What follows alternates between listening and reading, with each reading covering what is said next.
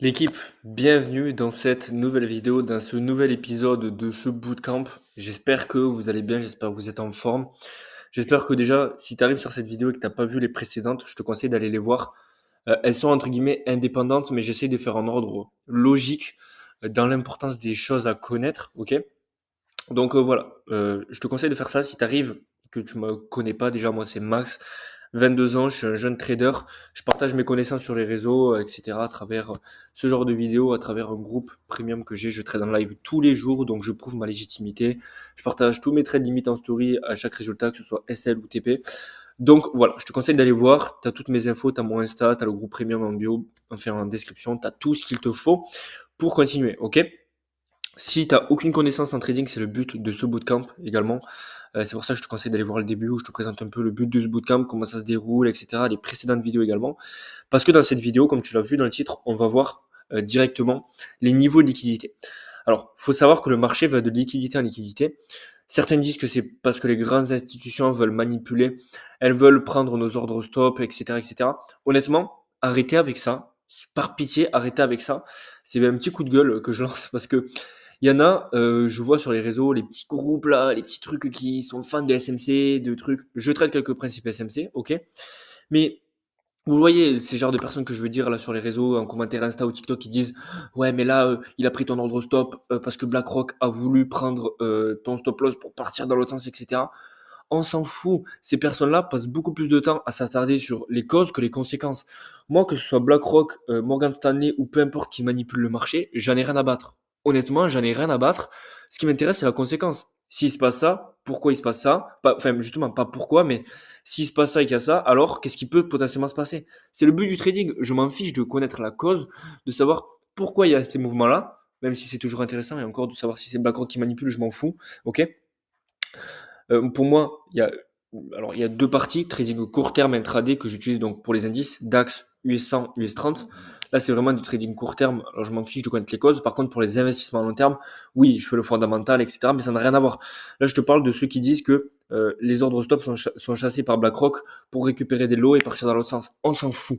Arrêtez de vous attarder sur la cause, mais attardez-vous sur la conséquence. S'il se passe ça, alors qu'est-ce qui peut se passer par la suite? C'est juste ce qu'on se demande, ok? Donc, moi, ce que je sais juste, enfin ce que je sais, ce que j'interprète, chacun a son interprétation, c'est que le marché va de liquidité en liquidité. Ok? Différents niveaux de liquidité, je vais vous parler des trois niveaux de liquidité que moi je regarde, ok? Qui sont plutôt importants. Je vais aller du plus important au moins important ou peu important, ça s'en fiche. Je vais directement aller sur les graphiques, ça va être un épisode ce coup-ci sur les graphiques. Je vais te parler voilà, des niveaux de liquidité que moi je regarde et que je trouve pertinents. Pourquoi? Parce que c'est des niveaux où il y a des réactions. Je m'en fous de savoir qui manipule quoi, encore une fois je te l'ai dit, mais je sais que dans ces endroits-là, dans ces zones-là, il y a des réactions. Peut-être parce que c'est des niveaux psychologiques, peut-être que oui, parce que certaines institutions manipulent, mais on s'en fiche. Ok? Donc, je vais directement aller sur les graphiques et je vais te montrer rapidement, là j'ai un exemple directement qui se passe aujourd'hui, ok, un magnifique exemple, des niveaux de liquidité que je regarde. Alors déjà, je vais te les noter. Il y a un premier niveau que je regarde, c'est les previous daily high et les previous daily low. Qu'est-ce que c'est? C'est les plus hauts et les plus bas du jour précédent. Tu vois que mes traits, là c'est minuit et là c'est minuit de la veille. Je l'ai noté ici. Le plus bas du jour précédent, c'est ici. Le plus haut du jour précédent, c'est ici. Je vais te montrer des exemples avec chaque niveau de liquidité. Donc je note previous daily high et previous daily low parce que pour moi, c'est des zones de liquidité. C'est des zones que le prix va venir chercher. C'est le prix aimanté par ces zones-là. Ok, il faut que tu comprennes que le prix est en métal. Ok, moi c'est l'image que j'aime bien donner à mes membres. Le prix est un métal et ces niveaux-là, par exemple, c'est des aimants. C'est deux aimants de même force. Ok, donc c'est de la physique, c'est de la logique. Le prix sera attiré par l'aimant le plus proche. C'est aussi simple que ça. C'est pour ça que hier on est parti chercher le previous daily high. Ok, directement parce qu'il était plus proche que le previous daily low. Ok, donc ça c'est le premier niveau de liquidité que je regarde. Previous daily high, previous daily low. Encore une fois, je sais que c'est des zones que le prix va venir rejeter. Ok, tout simplement. Il est attiré et après, il va venir rejeter. Ensuite, il y a Asian high, Asian low. Ok. Encore une fois, certains disent que c'est parce que c'est pas dans la session asiatique où ici, il y a tous les ordres vendeurs, ici, il y a tous les ordres acheteurs. Je ne sais pas. Ce que je sais juste, c'est que ça rejette. Regardez. Il y a un magnifique exemple aujourd'hui. Pareil, qui est combiné avec le troisième niveau de liquidité que je regarde moi, qui sont les chiffres ronds. Vous voyez, je note à chaque fois mon Asian range. Je note pas tout le temps Asian high, Asian low comme ça, même si on peut le faire. Au début, notez-vous ces zones-là.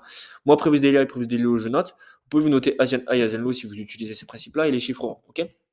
Vous allez voir que c'est les seuls markups que j'ai. Après les fair value gap, mais je vais faire une vidéo exprès sur les fair value gap.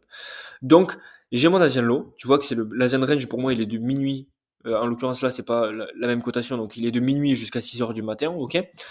Et tu peux voir qu'est-ce qu'on a fait là. On a rejeté, on a pris l'Asian Low et on a fait que le rejeter. Tu vois que c'est des niveaux de liquidité. Certains disent que c'est parce qu'il y en a, ben, ils ont mis leurs ordres acheteurs comme ça, ici. Et du coup, ben, ils se sont tous fait stop loss. Auquel cas, encore une fois, comme je te le dis, ça on s'en fiche. De savoir si les ordres stop comme ça se sont fait rejeter, on s'en fiche. Ce que je sais juste, c'est que c'est une zone que le prix a rejeté magnifiquement bien. Donc ça, c'est la deuxième zone que je regarde. Et la troisième zone que je regarde, c'est les chiffres ronds. Je vais te montrer des exemples après avec les trois à chaque fois, des exemples rapides. Donc à chaque fois, le bootcamp, c'est pas des vidéos qui durent 3 heures. J'essaie d'être concis, clair.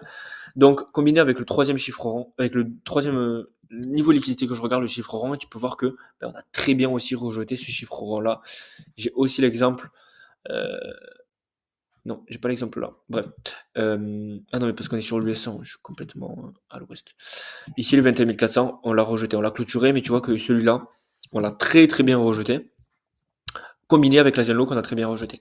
Et si on vient clôturer par exemple sous l'Asian Low, on a plus de chances d'être baissier pendant Londres. Mais ça, c'est pas le détail de cette vidéo, c'est des patterns que j'ai remarqué, que quand on vient rejeter l'Asian Range, eh bien, on a plus de chances d'être quand on vient le rejeter comme ça plusieurs fois, on a plus de chances d'être haussier après, et quand on vient le clôturer, on a plus de chances d'être baissier. Mais ça, c'est pas le sujet de la vidéo.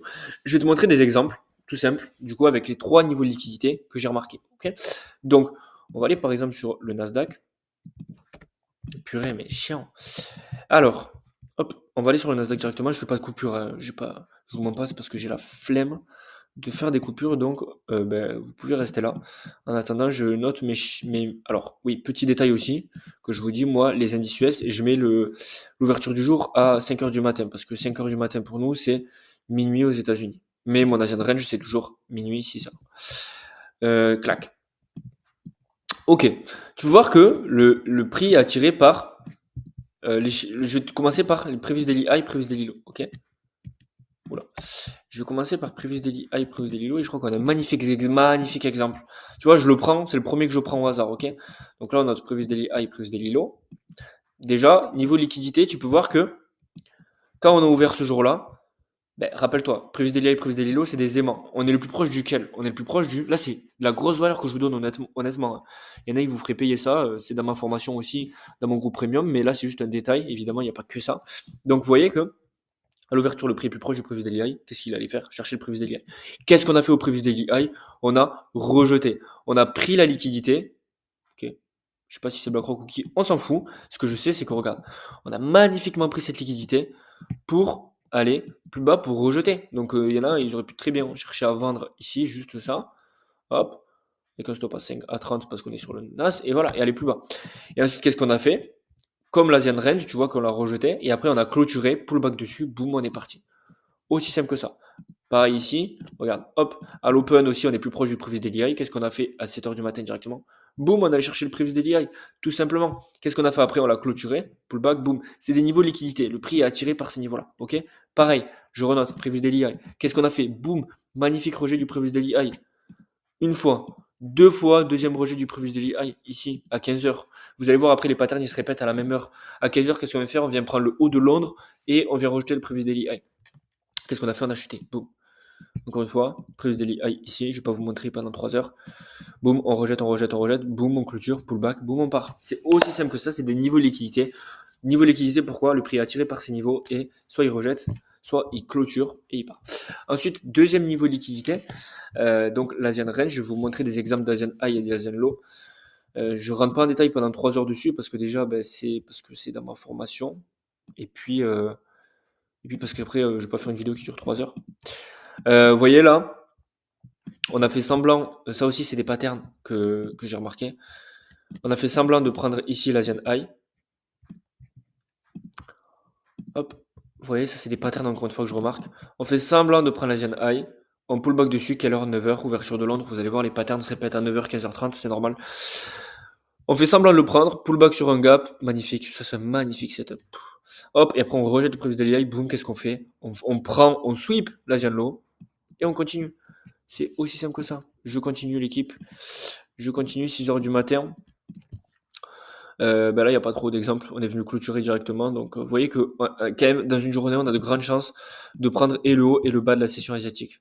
Ça, c'est un truc que j'ai remarqué. 50% du temps, on vient prendre et le haut et le bas. Qu'est-ce qu'on fait ce jour-là? On prend le haut, le bas. Qu'est-ce qu'on fait ce jour-là? On prend le haut, le bas. Qu'est-ce qu'on fait ce jour-là? On prend le haut, qu'on vient magnifiquement rejeter le previous daily high, boum, le bas, qu'on vient sweep, boum, on continue. Vous voyez? La zone range, en général, vient prendre et le haut et le bas dans la même journée. 50% du temps. Là, c'est beaucoup plus que 50% du temps. Je vous montre des exemples d'affilée et ça marche à chaque fois. Vous voyez, là, on vient rejeter la zone high plus le previous daily high, boum, on pète. Et on va chercher la zone low. Je vous montre d'autres exemples. Et après, je vais vous montrer le dernier exemple sur les chiffres rangs. Le but, c'est que je ne m'attarde pas dessus. Clac. Là, vous voyez qu'on a pris qu'un côté. On a clôturé, pullback sur un gap. Boum, on est parti. Vous voyez, donc, le marché va chercher Asian High, Asian Low, Previous Daily High, Previous Daily Low. Et le dernier, c'est les chiffres ronds. Je vais vous les noter comme ça, pour que ce soit plus rapide. Moi, les chiffres ronds, par exemple, sur le Nasdaq, c'est 21 600, 21 700, 21 800. Après, il y a des chiffres ronds qui sont plus pertinents. Par exemple, j'aurais plus de, entre guillemets, de confiance dans le fait qu'on va rejeter si c'est, par exemple, les 21 000 ou les 21 500 ou les 22 000, etc. Mais je note quand même les 21 600, etc., etc.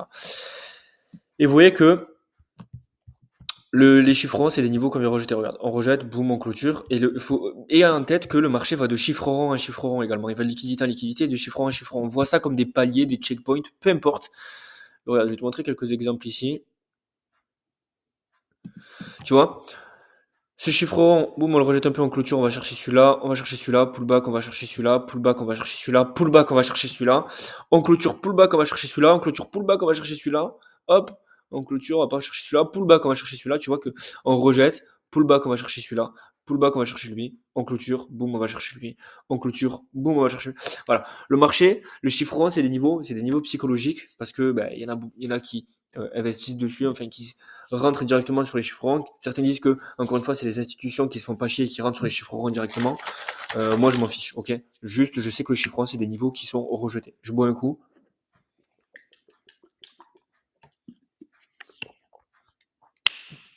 Voilà, donc, et en tête que le marché va de liquidité en liquidité, ok.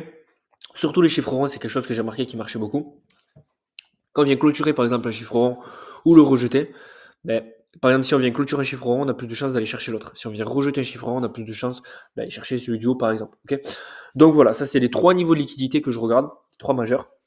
Je regarde Previous Daily High, Previous Daily Low, Asian High, Asian Low et les chiffres ronds. Previous Daily High, Previous Daily Low, je regarde si on rejette, si on clôture, si etc. etc. Je regarde duquel des deux on est le plus proche, parce que rappelle-toi, le prix est un aimant, il est attiré par. Le prix est un métal, il est attiré par l'aimant le plus proche. C'est de la physique, c'est logique. Deux aimants de même force, le métal il va être attiré par l'aimant le plus proche, c'est normal. Donc je me sers de ça, je me sers de où on est par rapport au prix, de si on l'a pris, de si on l'a rejeté, de si on l'a clôturé. Pareil pour l'Asian Range, etc., etc. Et les chiffres ronds également. Ça me rajoute des confluences. Si j'ai mon chiffre rond pile poil, par exemple, sur un fair value gap, je vais faire une vidéo aussi sur les fair value gap. Voilà, là, je vous donne beaucoup de valeur, peut-être beaucoup trop par rapport à ce que. Mais bon, il n'y a pas beaucoup trop de valeur. Hein. Si ça peut vous aider, tant mieux. Si vous voulez aller plus loin, je trade en live tous les jours. Vous avez toutes mes infos dans la description. Dans le groupe premium, il y a formation vidéo, communauté soudée. Franchement, c'est magnifique. Je suis super content de créer cette communauté-là. Et honnêtement, c'est un prix qui est dérisoire par rapport à ce que d'autres concurrents, entre guillemets, proposent. Moi, il n'y a pas de concurrence. C'est d'autres personnes proposent. Je trade en live tous les jours, donc je peux pas me mentir. Ok, je partage pas que mes gains. Il y a mes gains, mes pertes. Je partage tout. Même en story Insta, je partage mes pertes. Live tous les jours, formation vidéo, communauté, il y a mes analyses, mes trades tous les jours. Bref, tout ce qu'il faut, dans la description, tu as toutes les infos. Et voilà, sur ce, on se retrouve pour la prochaine vidéo, prochain bootcamp. Je crois que demain, il y a un daily my life qui va sortir. Et voilà l'équipe, c'est tout pour cette vidéo. Ça fait à peu près 14 minutes. Super content, j'ai donné beaucoup de valeur. J'espère que ça t'a plu. N'hésite pas, abonne-toi, pouce bleu, je parle trop vite. Et let's go, à la prochaine. Ciao.